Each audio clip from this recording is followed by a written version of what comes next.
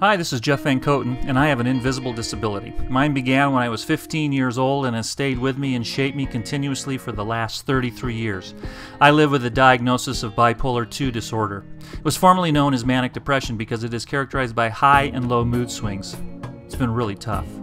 For me, it has strained my relationships. I have lost friendships. My marriage has been impacted. My wife and I work hard every single day to deal with the consequences of the illness on our relationship and on that of our children. The main strain in my family has occurred because of my stalled vocation. I have never really been able to hold down a steady job. I would pour myself into something excited that at last I found a career, but it would only lead to a pulling out because the stress often led to depression.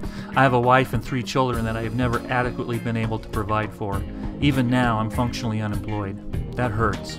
In addition, people often see me as a flake who can't hold down a job and selfish because I can't commit for the sake of my family.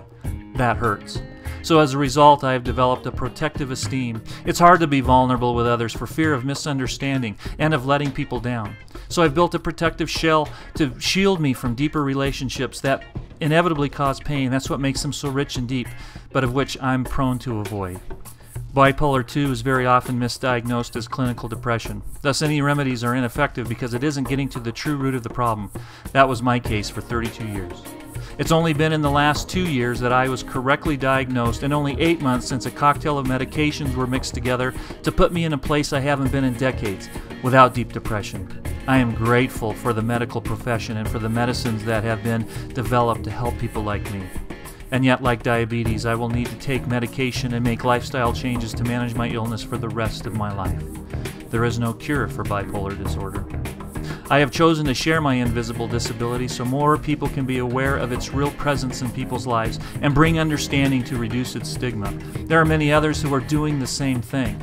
Famous people like Catherine Zeta-Jones, who has recently admitted that she has struggled with bipolar disorder. Ben Stiller has come forward to share that he too has bipolar disorder.